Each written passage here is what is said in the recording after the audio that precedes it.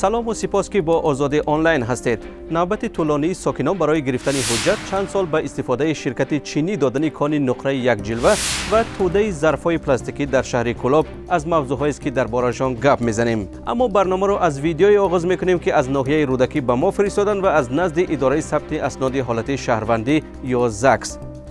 من همه عبید آمویرایم برای اسپرافکای ما مادر تنها ندادستیم. این روز پگاه کرده گشتیم. من با این زکس قواز یه هفته اومده رفتم نمیتیم. سبب؟ برای چی که من پس لایک من نکردم. مؤلف ویدیو میگوید به سبب راه یافتن خطا در سند ساکنان دوباره و سه باره به نزد مقامات میآیند و روزها و هفته‌ها سرگردان میشوند. مقامات هنوز در این باره شرح ندادند، اما چندی از کاربران دیگری رادیو آزادی گفتند که وضعیت به این مانند را در ناحیه‌های دیگر نیز دیده‌اند. از این بگذریم، رضایت پارلمان تاجیکستان برای به استفاده یک شرکت چینی دادن کان نقره یک جلوه در ناحیه مرغاب با واکنش‌های مختلف روبرو شده است. پژوهش گئولوژی این ذخیره نیز از طرف شرکت جریان یافته است که رهبر آن چینایی تبار است. رئیس کمیته سرمایه‌گذاری گفت که شرکت چینی نقره را در داخل کشور کارکرد نکرده پاکه معدن را بیرون میبرد. نظرها در شبکه‌های اجتماعی به حد زیاد و تند بود که حکومت بدخشان در اظهارات گفت این به معنای فروختن یا تقدیم کان نیست، بلکه یک راه جلب سرمایه خارجی است.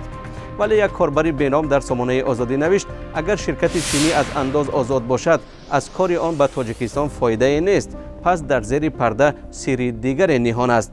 از داخل گفته است کان را برای 20 سال به استفاده چین سپردند.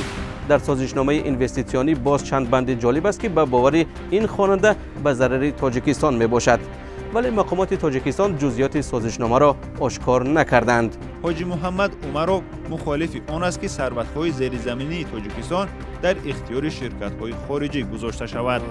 جانبک مقلوف در اینستاگرام گفته است در جای نشسته خود دولت را پس نزنید، رهبریت می‌داند که برای تاجیکستان چقدر قرض بگیرد و چه خیل برگرداند. دولت‌های بای دنیا هم قرض دارند.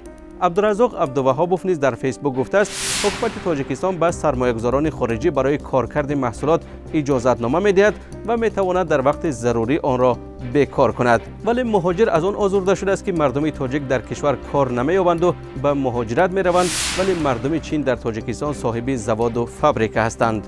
بعضی از این مهاجران از روسیه ویدیو هم فرستادند که میگویند هر کدام صاحب معلوماتند ولی از ناچاری مردی کاری میکنند.